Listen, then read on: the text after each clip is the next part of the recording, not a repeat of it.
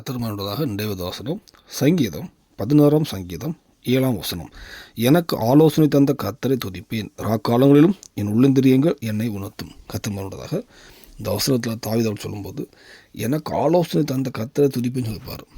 தாவீதோட வாழ்க்கை பார்த்தீங்கன்னா அந்த எல்லா காரியத்தையும் கர்த்தர்கிட்ட கேட்பார். ஆண்டவரே என்ன செய்யன்னு கேட்பார். அப்போ அவர் கர்த்தர் சொல்கிற வழியில் போவார். ஒரு படையெடுத்து போகணுமா, அப்போ இப்படி போங்க சொல்லுவார். ஒரு 2 டீமாக போங்க. ஒவ்வொரு காரியத்துலையுமே அவருடைய பிள்ளைகள்லாம் சிறைப்பட்டு மனைவிகள்லாம் பிடிச்சி போக கூட என்ன செய்ய ஆண்டவர் கேட்பார். எந்த காரியத்துலையுமே ஆண்டவர் நான் என்ன செய்யணும்னு கேட்பார். அவர் கர்த்தர் சொல்லுகிறத செய்ய ஆயத்தமோ இந்த இருதயத்தை ஆயத்தமாக வச்சுட்டு கேட்பார். கர்த்தர் சரியான வழி கொடுப்பார். அவர் ஜெயமுள்ள வாழ்க்கையை பூமியில் வாழ்ந்தார். ஏன்னா நம்மோட ஞானத்தில் இந்த பூமியில் வாழும்போது சில காரியங்கள் நம்ம ஜெயம முடியும், சில காரியம் தோழிய முடியும். இந்த உலக மனுஷ ஞானத்தில் யாருமே உலகத்தில் ஏதோ 2 வெற்றி படலாம், ஆனால் ஜெயமாக முடிக்க முடியாது. ஆனால் தாவீதோட வாழ்க்கை பார்த்திங்கன்னா பூமியிலும் ஜெயமுள்ள வாழ்க்கை, பரலோகத்திலும் ஜெயமுள்ள வாழ்க்கை. ஏன்னா கர்த்தருடைய ஆலோசனைப்படியே போகிறார்.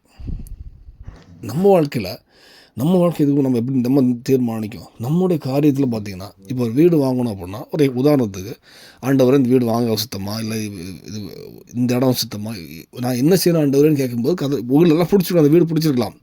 ஆனால் கற்று சொல்ல வேண்டாம்ப்பா அப்படின்னு சொன்னால் வேண்டானோ, இப்படி வாங்க ஏதோ ஒரு விஷயம் அந்த கத்துட்டு ஆலோசனை கேட்கும்போது அவர் சொல்லுதை நம்ம அது எதுனாலும் செய்கிறதுக்கு அந்த இருதயத்தை பக்குவப்படுத்தி தான் கேட்கவே செய்யணும். நம்ம பாட்டு மைண்டில் ஒன்று செட் பண்ணிக்கிட்டு இப்போ ஒரு உதாரணத்தை இந்த வீடுன்னு தான் இந்த வீடு வாங்க போகிறேன்னு சொல்லிட்டு ஆண்டவர் இந்த வீட்டை வாங்க எனக்கு ஆசீர்வதிங்கப்பா அப்படின்னு சொல்லி, ஆனால் கர்த்தரோட திட்டம் அது கிடையாது அப்படின்னா அது நமக்கு மேபி வாங்கலாம், ஆனால் ஜெயமாக முடியாது. அந்த தாய் சொல்லும்போது எனக்கு ஒரு ஆலோசனை கொடுக்குறார். இது செய்யணுமா, இது செய்யண்டாமா, செய்யணும்னா எப்படி செய்யணும் அப்படின்னு ஒருத்தர் ஆலோசனை கொடுக்குறார். அவர் துடிப்பேன்னு சொல்லுவார். இந்த வாழ்க்கையில் நம்ம இதுக்கு முன்னாடி ஏதோ ஆலோசனை நம்மளுடைய இஷ்டத்துக்கு சில ஆண்டவரே இது செய்யுங்கப்பான்னு ஜெபிச்சு கேட்டிருக்கலாம், இதுவும் போயிருக்கலாம். ஆனால் இனி ஒவ்வொரு காரியத்துலையுமே கர்த்தருடைய ஆலோசனை கேட்க நம்மளை தகுதிப்படுத்துவோம், நம்மளை ஆயத்தப்படுத்துவோம். அதுக்கு நீங்கள் ப்ராக்டிஸ் பண்ணிங்கன்னா, ஆனால் ஒரு விசேஷமாக கேட்கும்போது நம்ம ரெடியாக இருக்கணும். அவர் ஒரு விஷயத்துக்கு ஆலோசனை கேட்கணும்னா அவர் எது சொன்னாலும் கேட்கறதுக்கு ஆயத்தமாக வச்சு கேட்போம். நான் கண்டிப்பாக கர்த்தர் பேசுவார். தாவீது பேசுனவர் உங்களோட கண்டிப்பாக பேசுவார். இந்த பூமியில் எல்லா காரியத்துலையுமே சிறிய காரியம் பெரிய காரியமோ எல்லாவற்றிலுமே நேர்த்தியான தேவ ஆலோசனையான முடிவு எடுக்க கிருபை செய்வார். இந்த பூமியில் எல்லாவற்றிலும் ஜெயமுள்ள வாழ்க்கை தருவார். பரலோகத்துக்கு ஆயத்தப்படுத்துவார். அர்ப்பணிப்போம்.